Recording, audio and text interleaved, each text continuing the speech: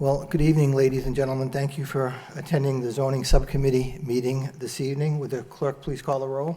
Councilor Milonazo? Here. Councilor Nguyen? Here. Councilor Kennedy? Coming. Two present. Thank you, two present. We're also joined by City Councilor Karen Cirillo, City Councilor Rita Mercia, thank you for being here, as well as Eric Slagle from Development Services, Christine McCall, Development Services, and Elliot Filoso representing the City Solicitor's Office. Thank you for being here.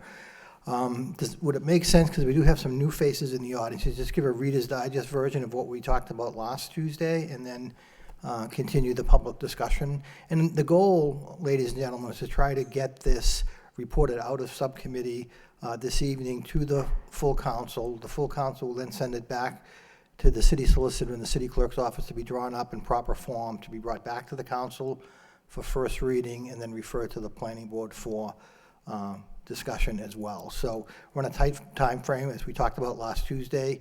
Applications actually started being taken yesterday, April 1st.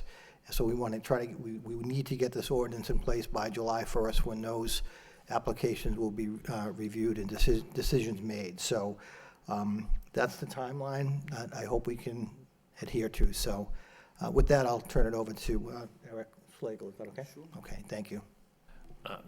Thank you, Councilman Milonazo. As the subcommittee is aware, we did discuss this last week at the original subcommittee meeting. I will give a very brief overview of the issues that we tried to address in the draft marijuana regulations. The draft marijuana regulations were designed to cover all types of marijuana establishments in the city, whether they are governed by the Department of Public Health under the medical marijuana kind of rubric, or in the new legislation allowing for recreational adult use marijuana. There are a few key pieces of the draft regulations. The first is actually on the last page of the handout for anybody who has the handout. It's the definitions of the marijuana uses.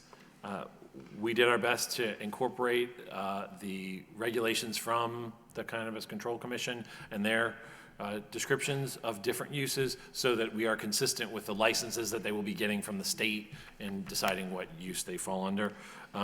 We have four basic uses. There is a marijuana testing facility, which is basically a laboratory that we're doing testing of marijuana. There's a marijuana cultivation facility, which would be growing, processing, packaging, manufacturing marijuana products, delivering and transferring the marijuana products to other marijuana establishments. There would be a medical marijuana treatment center, which would be an RMD, a registered medical dispensary under the Department of Public Health, and a recreational and commercial marijuana dispensary, which is would be a retail location for the sale of recreational adult use marijuana to the public, the general public, as allowed under the recent legislation. And kind of very quickly on the third page, we have those uses laid out in a table of uses that would be added to Article 12 of the zoning ordinance that prescribes the districts in which they would be allowed. For cultivation and testing, those would be non-public interaction spaces. The public would not be going to those facilities. We typically categorize those as things that would be allowed in places where manufacturing would be allowed. So they'd be allowed as a matter of right in the light industrial and general industrial districts, and allowed with special permit in various other districts: the regional retail district, the high-rise commercial district, the office park district, and testing would be allowed in the institutional district. That is in case there's some sort of way that a testing laboratory wanted to work with one of our colleges or universities. They would be allowed in the districts where the college and university are allowed. The other two uses, the medical dispensary and the recreational dispensary, are public interaction spaces. That's where the public would go to purchase, either with a prescription or for recreational use marijuana products. And those are allowed in a more limited range of districts, and all of the districts will require a special permit. So medical would be allowed in the high-rise commercial, in the institutional, in the office park, we in fact already have a active medical dispensary located in a high-rise commercial district, the Patriot Care Dispensary. The recreational dispensaries would be allowed by special permit in the regional retail district and in the office park district.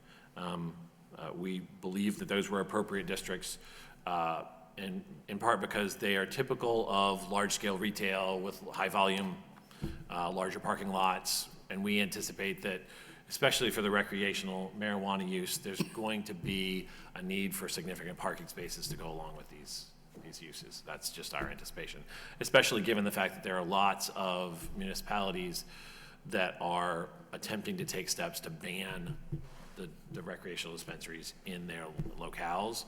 We may very well have one of the first recreational dispensaries in the state if we pass these regulations. To highlight just very quickly some of the other important things, on the first page, we talk about the kind of the buffering. So you can't have a recreational marijuana retail facility within 1,000 feet of another marijuana dispensary or recreational retail facility. This is an attempt to avoid the clustering of marijuana facilities in the same area. We didn't want to have retail marijuana shops kind of set up a district of their own for fear of any kind of, this is so new, and we have done research with other states that have legalized recreational marijuana, and what we wanted to avoid was creating an area in the city where a lot of these shops would be located within a short distance of one another. We wanted to kind of spread them out to require them to be separated from each other. And 500 feet of a public or private elementary school, middle school, secondary school, or any school or college serving a student population where any of the student population is under 21. This mirrors the regulations that are in the distances in the regulations promulgated by the Department of Public Health for the medical marijuana dispensaries. So we kind of brought those restrictions over into and codified them in our zoning. The remainder of it highlights some additional requirements under the site plan review standard that we were going to be requiring marijuana facility operators to provide to the city. They include, a narrative about how the activities are going to take place on the site, a context map of everything within 1,000 feet, showing to ensure that they're not within that location of any other dispensaries or the educational uses. A transportation demand management plan, because we do anticipate that there's going to be some traffic, and it's hard for us, given this is so new, to anticipate how much traffic.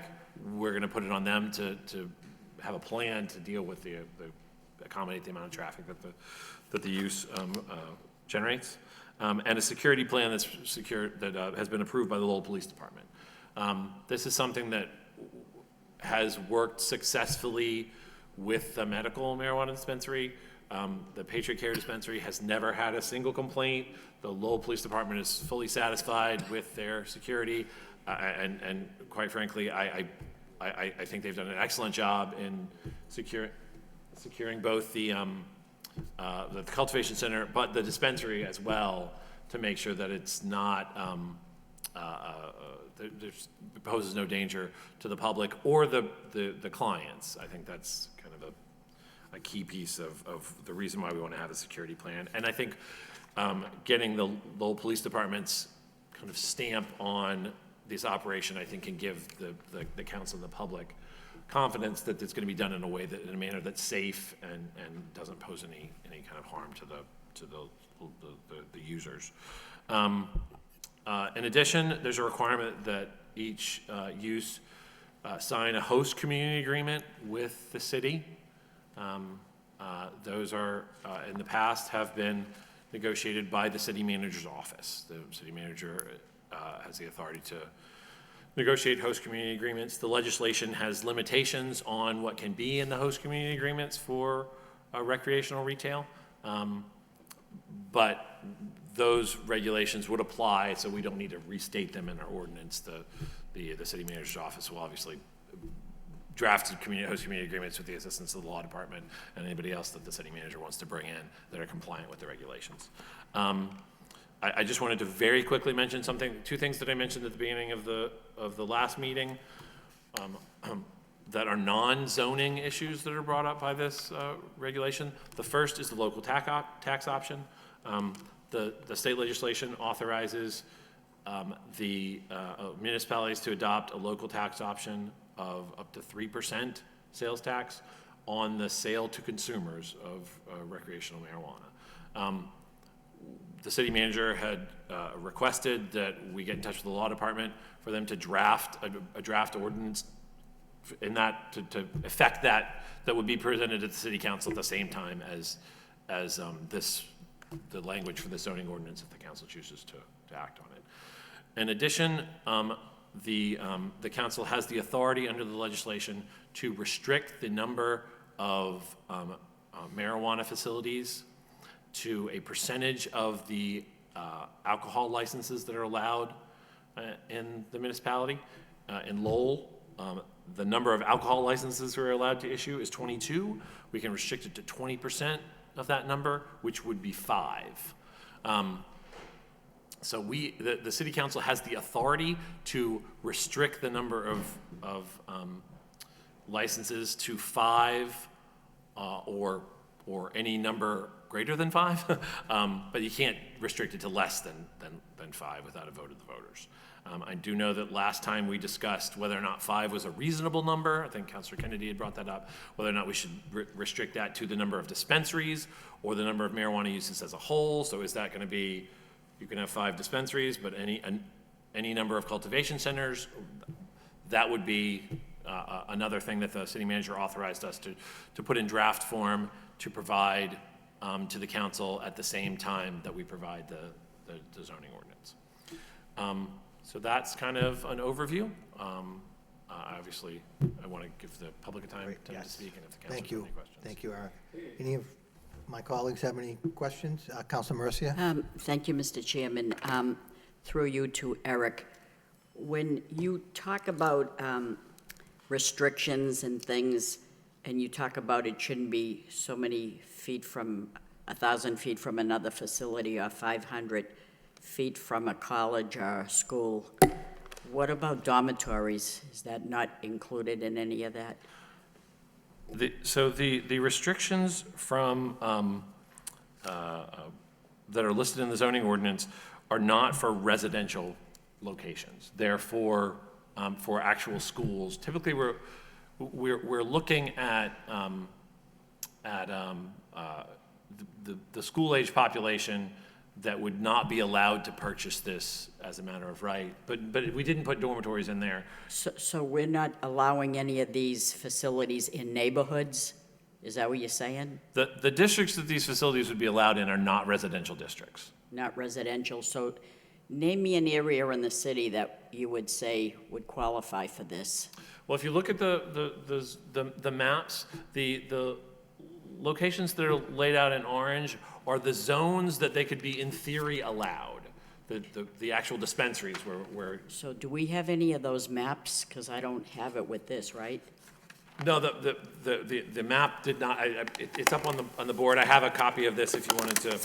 But I think my colleagues should get a copy of that paper with all the zoning areas. Yeah, I believe we passed one out at the last. Yeah, but see, meeting. that's the problem with any subcommittee. The people on the subcommittee get the information, but the people that as counselors, we don't get any of that. And we should all have the same thing. We should all be on the same page. And I would like a copy of that, not for myself alone, but for all my colleagues. So the map was sent out with the original motion response. So this map was in the council packet when this ordinance came to the council. Well, I didn't see it. It was a long time ago, so Yeah, that's so, not surprising. So I I mean, apologize that I don't have an that's extra okay, map that's for you now. okay. I can certainly get you one before the end of the day, before the end of So the on those yellow sections, which is the zoning would allow it, could we get an idea what area that is? Because. Sure. Eric, excuse me. Hi, Eric, could you show us on this one, because it's a little closer for being able to see better, just so we can have a better view. Thank you. All right. So the zone on the furthest south of the city, that's the high-rise commercial district, that's around Cross Point. Oh, Cross Point, That's okay. around Cross Point Tower, and it also includes, oh, that's a good point. So that's Cross Point. It also includes a section across the connector on Industrial Ave. The regional retail district, this is Plain Street, extending up to Chelmsford. Let's see, the regional retail district here, this is, I believe that's Roger Street. There's a very tiny regional retail district up on Bridge Street, next to the Drake border. The institutional zoning is, it's basically North Campus and South Campus. This is Middlesex Street, that regional retail district. The office park districts there's one right off of 495 and one right next to Drum Hill. And this is the regional retail district up next to Drum Hill. So those are the major districts. It's again, the large-scale commercial districts that we're talking about. Okay, thank you, Eric, that's great. Thank you. Council Kennedy? Yeah, if I could. So in the little handout that I think everybody's got, there's a little chart that tells you what districts it's allowed in. So you're saying that it's not allowed in any residential areas. On the other hand, on Roger Street and along Roger Street, that regional retail district abuts a single-family neighborhood. So although you would not be in the neighborhood, you could be right next door to the neighborhood, certainly within walking distance or a stone's throw, literally away from the regional district. You know, I said at the last meeting that this is really, in my mind, destination retail. So that it doesn't so much matter. People that want to go here, they're going to go here no matter where it is. It isn't like they're walking down the sidewalk and they'll think, oh man, I think I'll just stop in there. It doesn't, it doesn't work that way. They'll get there if they want to get there. So I'm wondering whether or not it's important for the regional retail district to be included in, and I understand that it's approval of the planning board in all of the districts except for the industrial districts at the end.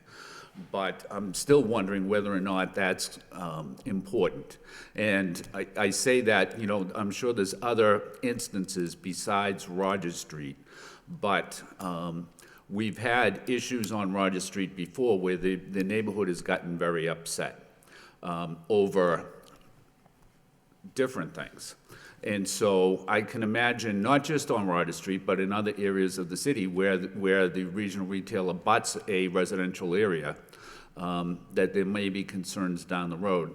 And so what this does is ask us to rely on the planning board for their wisdom in making sure that that doesn't happen. Can you just respond to those comments? Sure, Excuse me, but I'm assuming that you put a lot of thought into this. And so there has to be a reason why you think that the regional retail district is a district where it should be allowed with the consent of the planning board. Yes, and one other caveat, and I think it's important to make it clear, with a host community agreement signed by the city manager.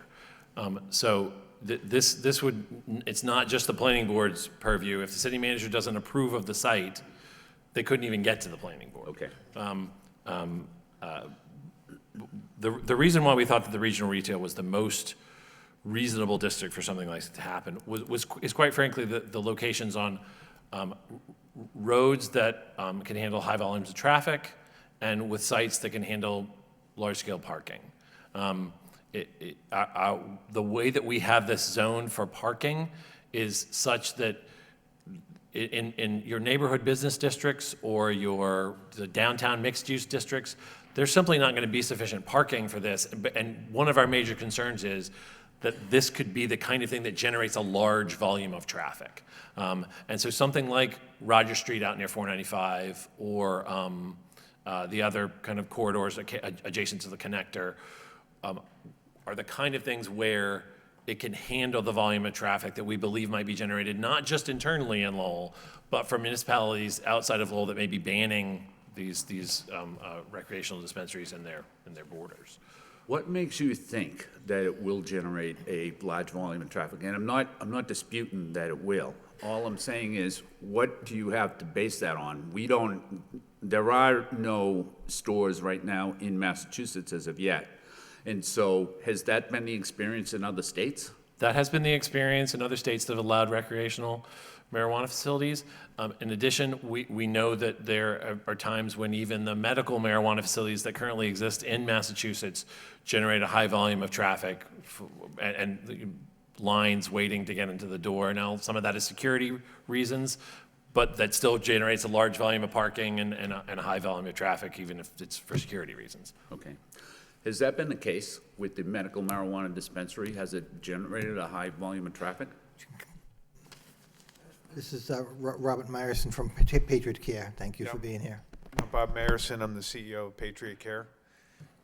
We've had, it varies. I mean, it depends on the time of day and, or the day of the week, actually, more than anything. But we can see anywhere from, a couple hundred to almost 500 patients in a day. It really depends. We focus very heavily on getting people in and out. We're not trying to be a place where people will come and linger. I mean, we really focus very heavily on the operational aspects of keeping the wait time down and getting people in and out. And so we since the opening, which you saw, we've expanded our inside space extensively to make sure we can handle that. Okay. On the other hand, given the nature of your business right now, you serve the region, right? Not just, I'm assuming there'd probably be more of these stores than right now. Where's the next closest medical marijuana dispensary? The next closest one is probably down in Air. That's in the center of downtown Air. And then going north, it would be up in Salem and Georgetown would be the next. But there are many others that have, that are coming. Those are the kind of the closest ones to here at this point in time. Okay, thank you. Thanks, I'm all set. Okay, thank you, Counselor. Any other questions or comments? I just have one question, if I could, Eric, on the 500 feet away from the public, private elementary school, middle school, secondary school, comes to mind when you're talking about the recreational marijuana the regional retail, and thinking about Community Teamworks building where they have a large daycare off of Rogers Street. Would that a definition of a daycare be in that definition, or should we, if the subcommittee thinks we should add, a lot of daycares are in residential neighborhoods, but in this case, Community Teamwork has a large daycare on Rogers Street, and there are some large daycare facilities in other parts of the city outside of residential zoning. So I'll be honest, we did think about that, and the reason why we included elementary school was because there's going to be elementary school age children that are allowed to leave the school alone. Okay. Nobody's going to be leaving the daycare. The children in daycare are not going to be exposed to a facility that's within 500 feet. They simply aren't going to be out on their own, whereas a fifth grade kid from an elementary school might be walking home, and that. Okay.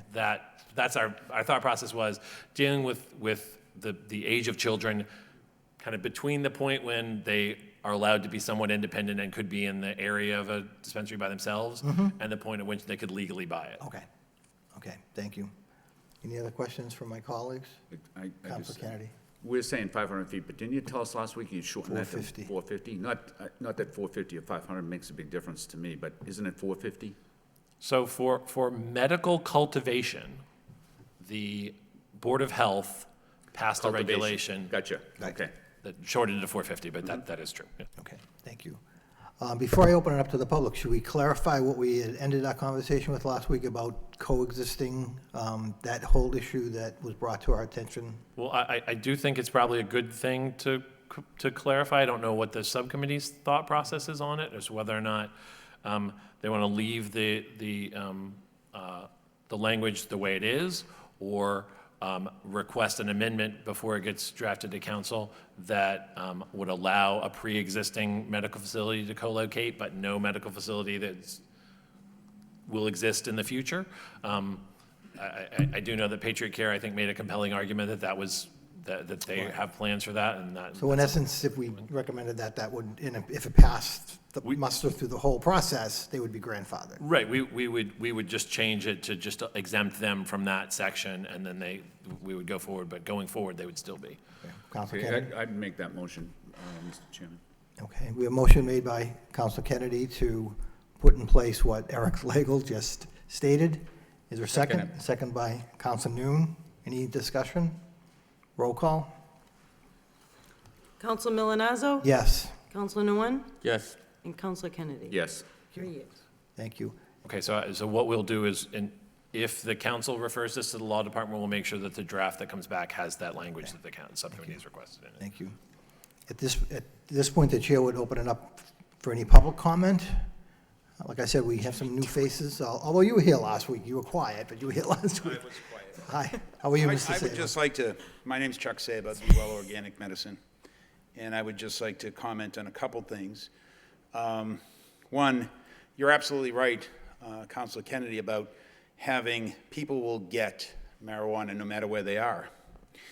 The problem with that is if you exclude residential areas or close to residential areas, you could actually continue with the black market.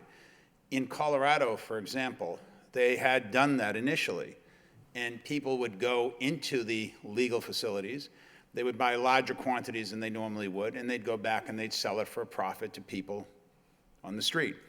People today in this city are cultivating marijuana without a license, obviously, because they can. They're smoking it, they're selling it, and you never know what they're actually selling. None of the product is tested, and they're making a lot of money doing that.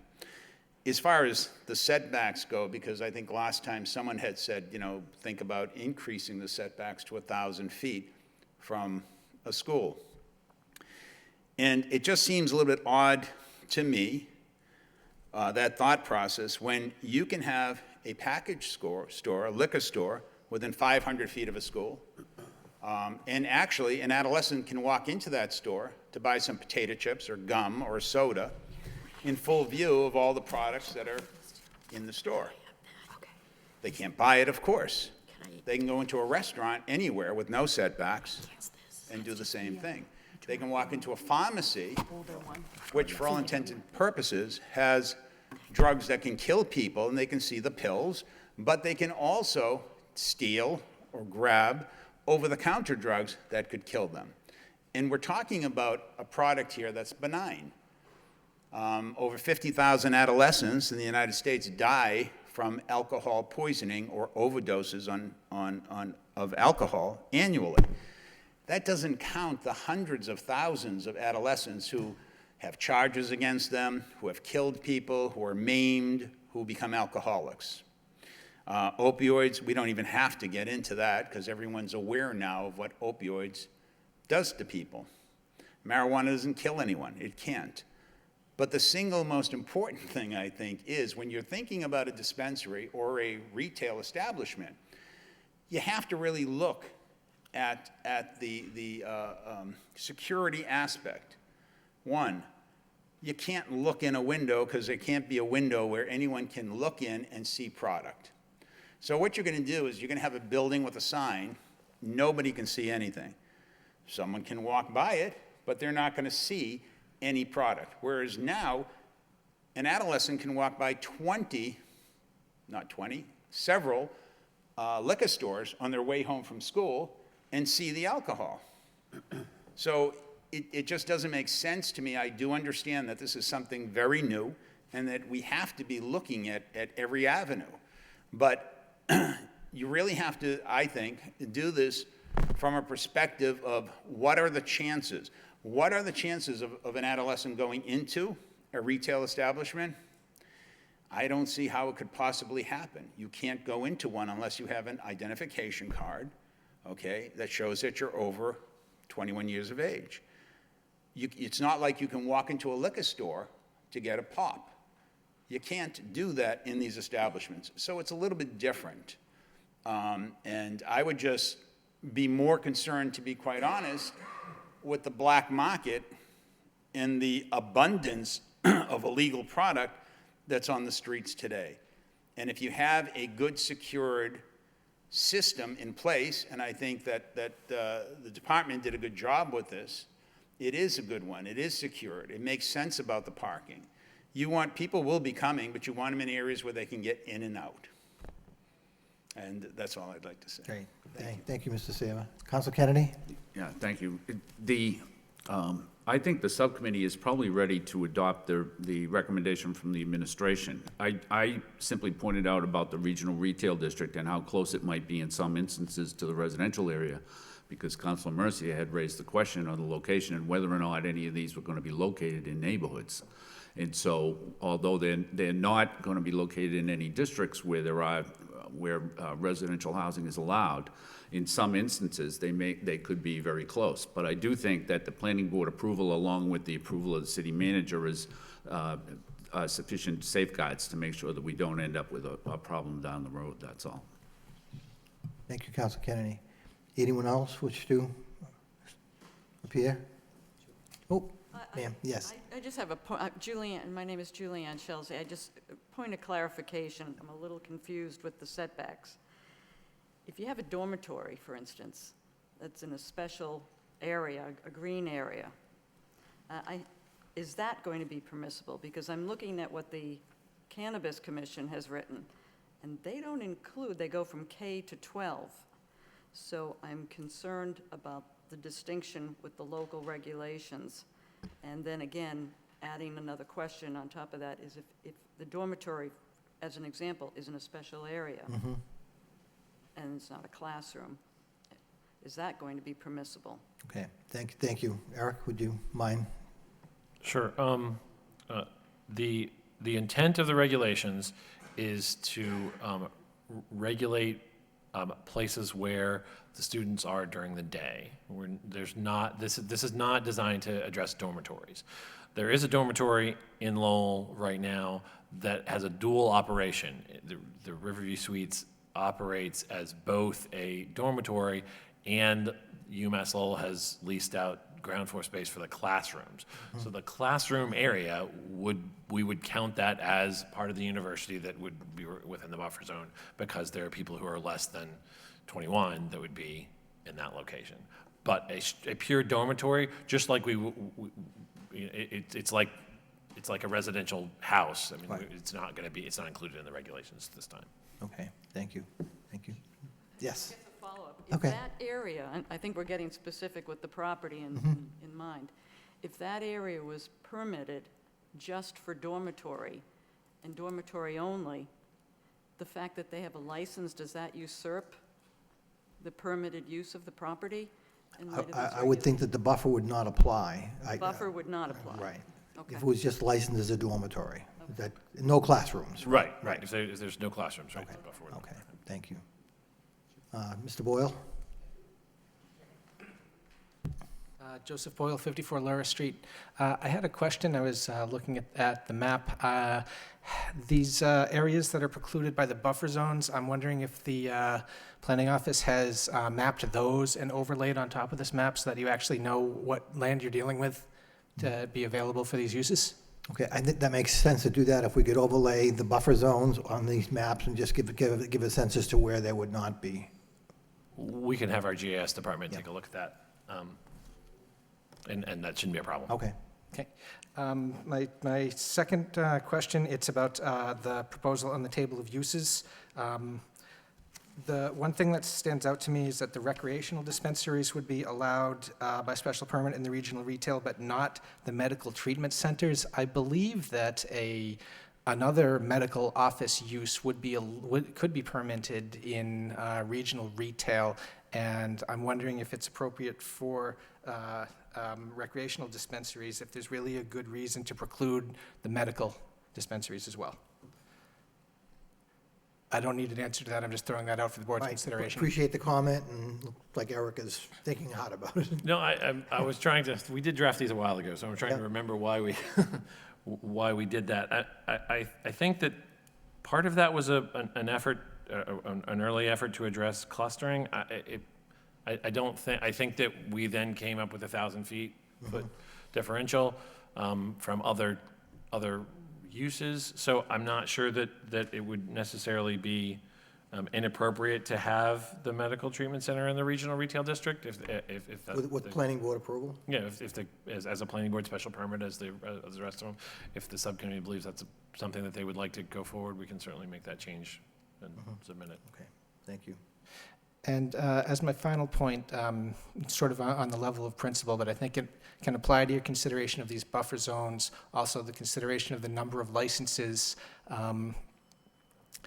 I'd ask you to keep in mind that overly restricting the number of facilities that could be developed, either through land use regulation or through limiting the number of licenses, could have the effect of making the ones that do get built larger and more intensive, have greater traffic impacts, have greater land use impacts, perhaps be more of a visual or other kind of intrusion on abutting residential neighborhoods, whereas a larger number of smaller facilities might not be as intrusive. And so as you're weighing this multi-variable decision that you have to come up with, I just want to give you one more to think about. Great.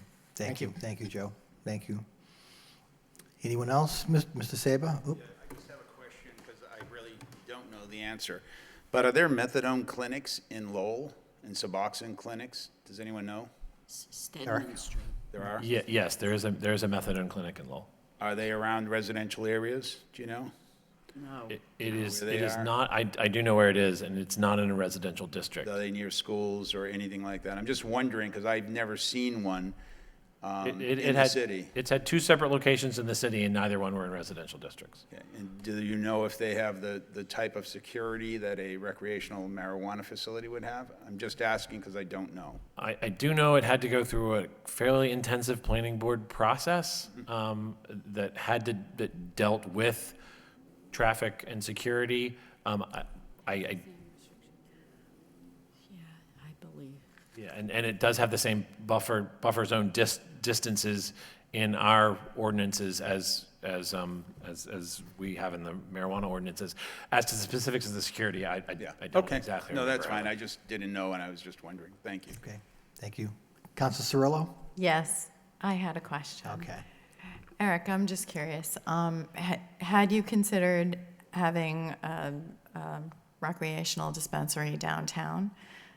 And the reason why I ask is because if there's going to be a lot of foot traffic or people coming into the dispensary, then that means that there's going to be more people coming into downtown, spending money, going out to eat, and bringing more money into the downtown area and going shopping. So I'm just curious as to if you had considered downtown as an option, because we do have the parking garages, and I think that would be a very nice option. So, and I've actually looked at the dispensaries in Arizona, and they're absolutely beautiful. I mean, there's some gorgeous retail space. so I was just looking at it and saying, wow, that would be really interesting to have downtown so that we can have more foot traffic in the city. So thank you. Through you, Mr. Chairman, we absolutely thought about that, about the downtown as a possible, as Councilor Kenny mentioned, a destination retail, be the kind of thing that could draw foot traffic to the downtown. And my only concern is, given how new this is, the council can always come back and add a downtown as an acceptable district at some point in time. But if we add it as a district now and something goes in there, you can't unring that bell. We can't get it out of the district if we've allowed it and something goes in there. So as with the districts that it's allowed, as with the number of dispensaries that are allowed, the council can always come back and expand. If we have a certain number of districts that we're going to allow, a certain number of licenses that we're going to allow, we can always add more. But if we allow more, we can't then say now we're going to allow less, because the cat's already out of the bag. So I believe that it may be that in the future, if this works out in the way that I think we all hope, that it may be perfectly appropriate to open up the downtown for a dispensary and have that be something that's allowed. My concern was starting off with that, if it didn't go well, then I would be in trouble with you guys. That would be my major concern. Thank you for the comment. Thank you so much. Mr. Weezer? I just have a question in what I want to say is, you got a lot of college kids here that are 18 to 21, and it's going to bring in a lot of good jobs. I don't know what the requirements are in facilities to have even anybody working on them, but those people are crucial to some of the jobs that are here. I'd like to see that eliminated off that somewhat, to have some of these people have good jobs, that they're good paying jobs, and exclude that from that specific reading on that from 18 to 21, where you have people that, you know, how are you going to run these places where it's going to create good jobs, even if it's in the medical field or whatever it may be. Some of these people on internship, whether it's CBDs or anything like that, they can come in and we're in a breakthrough era here, and you guys are making history here, believe it or not. This is how that's how I look at it. And how do you create it where it combines in?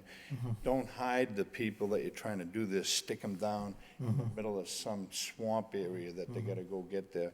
Open it up and beautify like you're talking about, where they're gonna go to congregate and meet. A lot of people don't, you know, they wanna meet other people.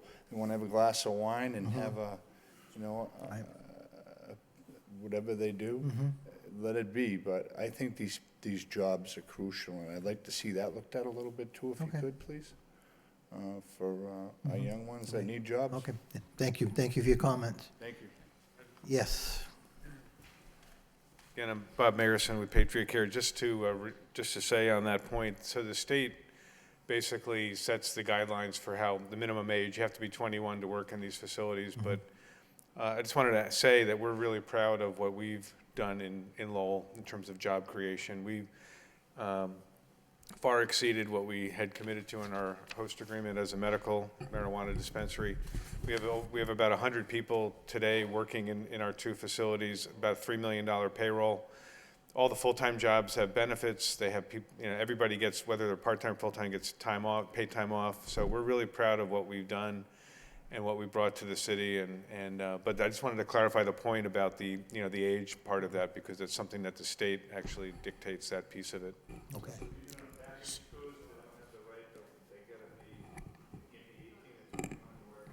Yeah. I don't know about the law on the liquor side, but Right. but as far as the state Cannabis Control Commission and the regulations and the law that was passed by the state and then promulgated by the commission, it's minimum 21. Thank you. Thanks for that clarification, Councilor Mercia. Thank you. Excuse me. I just wanted to ask you. So you're telling me like you're regulated by the state? So you don't have to follow local rules, you just, No, we do have to, we all get along nicely and, but we're Yes. regulated first and foremost by currently by the Department of Public Health, but we also have inspections. We've had inspections from the Department of Health for our kitchen facility and cultivation. The city is free to come in and at any time if we wanted. you did offer us to go in there one time, didn't you? I would welcome you to come anytime you Okay, would like I to come. might just take you up should on take that. me up on that. I don't No, have a ticket to but get in The there, main but regulatory body, the people that we really, we have specific regulations that we have to make sure we follow as the state. And then we work very hard to make sure we maintain those same relationships with the administration as well as the law enforcement in the city. because I was curious as to you being already set up there, and here we are working on regulations. So how did you get in there before we worked on regulations? You followed the state Well, guideline? there were medical marijuana regulations previously. So you're medical marijuana? We're medical, but we intend to apply for recreational to co-locate in that facility as well. Oh, I So we would see. be both Right. in that facility. Are you a cultivating? We cultivate in Lowell. We have a separate building, and we also have a dispensary in Lowell out near the Marriott, Courtyard I Marriott. know where you are. And I might take you up on that. just to Check Anytime. it out. Anytime. Thank you. I don't want any samples, but that's all right. Thank you, Councilor Mercia. In the interest of time, what I'd like to do now is see what the subcommittee would like to do in the way of motions and direction. Okay, Mr. Chairman, if I could, I'd like to offer a motion that on the regulation chart, that the N under Medical Treatment Center for the regional retail be changed to RB. That means PB. PB. Is there a second? I second it. I second it. Any further discussion? Roll call? Counselor Milonazo? Yes, Counselor Nguyen? Yes. Counselor Kennedy? Yes. 3 yeas. thank you. On the ordinance as proposed, as amended, I would recommend that the subcommittee recommend to the full council that it be sent to the law department to be drawn up for a final vote. I second it. any further discussion? Roll call? Counselor Milonazo? Yes. Counselor Nguyen? Yes. Counselor Kennedy? Yes. 3 yeas. Christine McCall is motioning to Eric. Anything else we should look at? Okay, okay, We had all the okay. changes. eh? Okay, great. All right. I would move we adjourn. Motion to Second it. adjourn, second. All those in favor? Aye, opposed? Thank you all for being here. Thank you. Your comments were very helpful.